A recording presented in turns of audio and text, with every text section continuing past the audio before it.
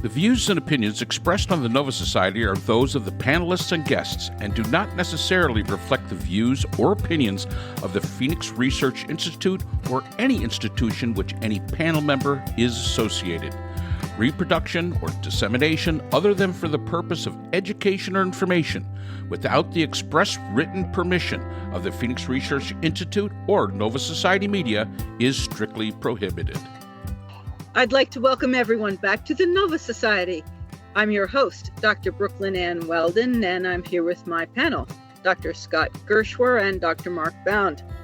Today, our panel will once again be answering questions from our listeners. Welcome, everyone. Our first question is Tammy, who hails from Salt Lake City in the state of Utah. And Tammy asks, there has been another attempt on the life of former President Donald J. Trump. Who does the panel believe is responsible for this uptick in violence toward political candidates? Trump and his surrogates are blaming the Democrats, while the Democrats are blaming the rhetoric of the Republicans. Scott, I'd like to start with you, if I may. So the question is, who is responsible for the sort of violent political climate that we're in right now? Can I interpret that a little bit and ask if that's correct? Do you think? I would say, sure, go ahead. Okay, so I have an answer for that, and it's Trump. I don't want to talk too much about Trump, but Trump has created a climate of extreme agitation for some time now. People who appear on Fox News but don't hold the line as much as they might, whatever that expression is, have gotten death threats, like as a normal course of action. You talk to people who appear as guests on Fox or I imagine some of these other networks that have sprung up, and the response is death threats. We've had a mad bomber, Caesar Sayak or whatever his name was, who sent pipe bombs to people.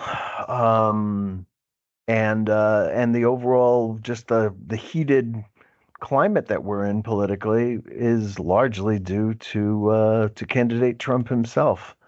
I'm not really sure what this guy's intention was, camping out in front of or on the side of a golf course.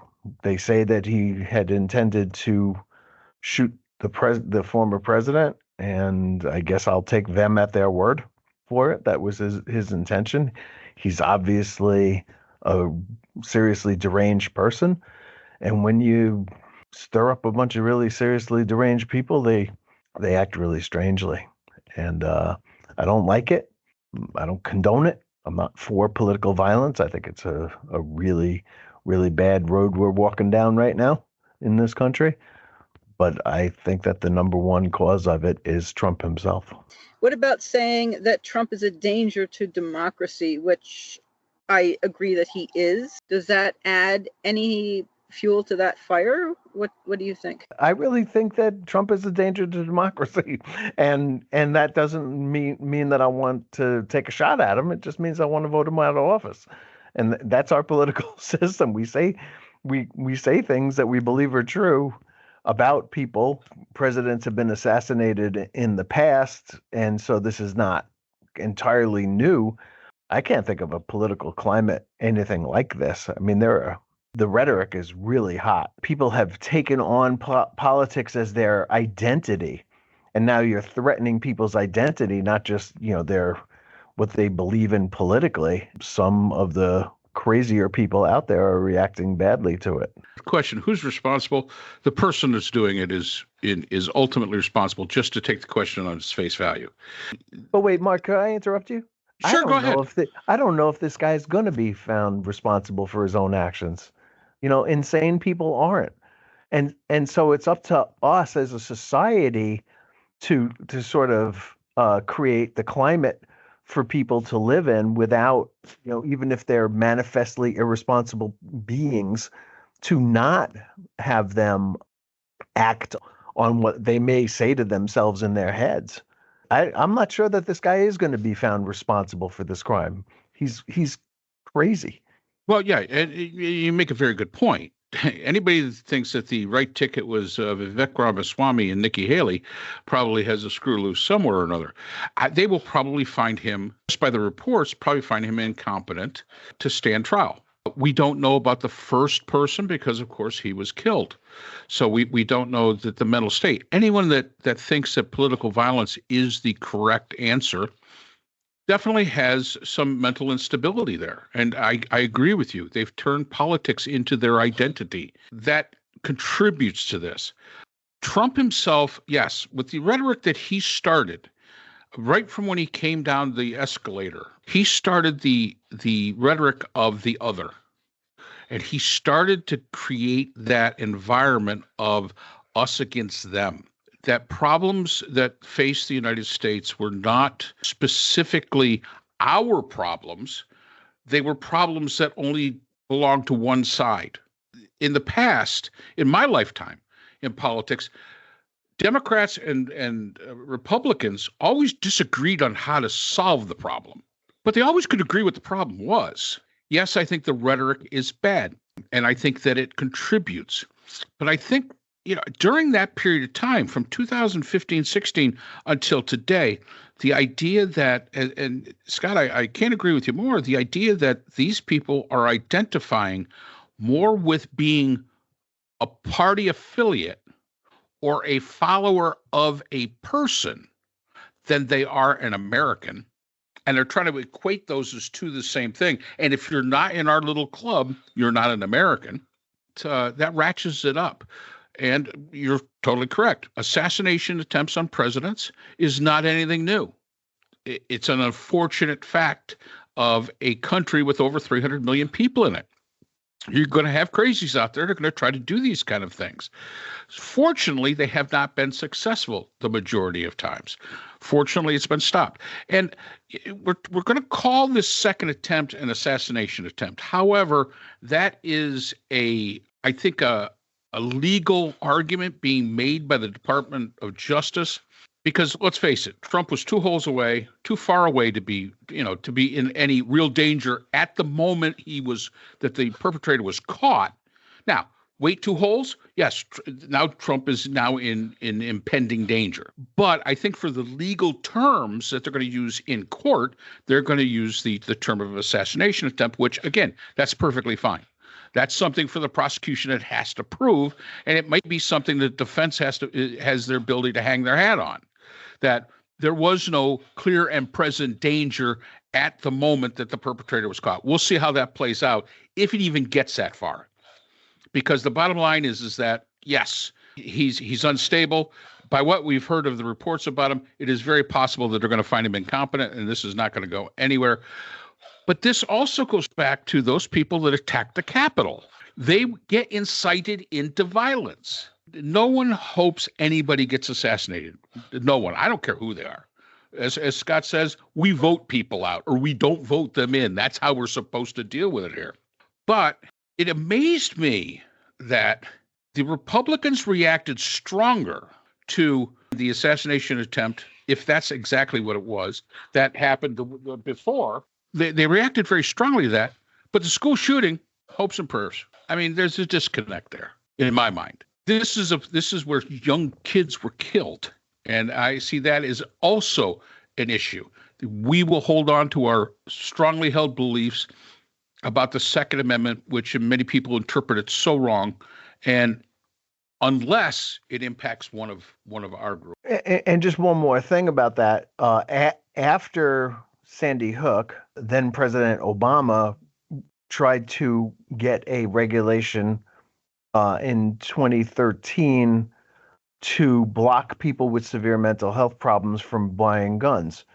He was unable to get legislation passed to do that, but in December of 2016, after the election of Donald Trump, he did create a executive order that added people who received Social Security checks for mental illnesses and people who were deemed unfit to handle their own financial affairs to the National Background Check Database. And had that rule gone into place, the Obama administration had said that it would add about 75,000 names to the database. And Trump, on his first day in office, signed a bill into law that rolled back that regulation that made it harder for people with mental illnesses to purchase a gun. Somehow or another, this is a Second Amendment right, even for mentally ill people to have a gun. So there was a mentally ill person with a gun. We can assume, I suppose, what his intent was, but he didn't. I don't think he shot at anybody. He lying in the weeds with his guns, and he was spotted by an alert security person who immediately started shooting at him, chased him away, and then they caught him out on I-95 after somebody else took a picture of him getting into his car and got the license plate. So, boy, I tell you, this is I don't see this stopping anytime soon. And there are a lot of crazy people with guns in this country. Who knows how this is all going to end? But I have a sneaking suspicion that it's not going to end well. And the second part of Tammy's question is, do you believe that the second attempt will in any way impact the election in November? I can say no. I don't think it's going to impact anything. I don't either. I'm trying to think my way through that, and I'm just real quick. I can't imagine that it would change anybody's mind at all. Well, it's crazy to say that, really, if you think about it. But, I mean, I think that there are a number of people out there who are conspiracy-minded people who are saying that Trump does this every time he gets into some kind of trouble. He sets up somebody to take a shot at him or appear to want to take a shot at him or something like that. I'm not going there. I believe that these are lone wolves acting alone, and that there are a lot of them out there. And, it's a big population. We're a big country. And there's plenty of people with the will and the desire, but we've also given them the tools. And if you're not going to take away the tools, I don't think you're ever going to regulate desire. So that's what we're left with. We're left with this kind of thing. And it's sad, but it's what people are asking for. At least the 76 million people who voted for Trump last time, seem to want to have this kind of stuff happening. Maybe they didn't foresee it happening to him. They're probably a lot happier if it happened to somebody else than I would be if it happened to Trump. And that means that they're pretty extreme people. And I don't see it. I'm just not a violent person to begin with. I'm not interested in guns at all. But yeah, we've, the beating up people and the tough talk and all that kind of stuff. A lot of that comes from the man himself, and he bears a lot of responsibility for this.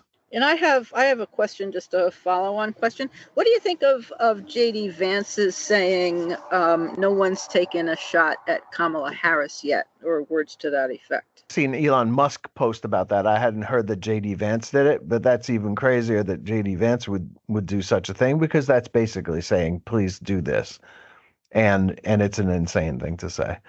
And J.D. Vance has proven himself, I think, to be a real work of art. I don't want to kind of go where it's a clean podcast. So, but yeah, awful. He's an awful person. He really is. Yeah. And a terrible politician. How did he win that seat? That is just incredible that he's in the U.S. Senate. I did not hear J.D. Vance saying that. I heard that it was Elon Musk as well. He tweeted it out. You reap what you sow. If you're going to embolden people to take violent action, then violent action will be taken, and you can't control who's the ones that are going to be taking it. And I think that is the moral of this entire story when it comes to these attempts on Trump. Well, thank you both, and we will see you next time. So that's all the time we have for today's episode. The Nova Society is a production of the Phoenix Research Institute. We'd like to thank our sponsor for this week's episode, the Phoenix Research Group, an independent research consortium offering social issue solutions to NGOs and international government agencies through multidisciplinary, nonpartisan, and unbiased research. We'd also like to thank our podcast partners, Buzzsprout, who hosts the Nova Society, Audacity, our editing partners, Podkite, who does all our analytics, iHeartRadio, where people get their music and podcasts, Apple iTunes, the largest source of music and podcasts on the internet, Spotify, the most popular source for the Nova Society. The Nova Society is available on all these and other quality platforms mentioned in our description. We'd like to thank our listeners. Without you, the Nova Society would not be possible. If you have a comment, a question, or would like to be a guest on the Nova Society, we can be reached at nova.society.podcast@gmail.com. Always remember, the power of society is knowledge. So for Dr. Scott Gershwer, Dr. Priscilla Hobbs, Dr. Brooklyn Ann Weldon, and all of us here at the Nova Society, I'm Dr. Mark Bound. Be well, and we hope to see you again next time.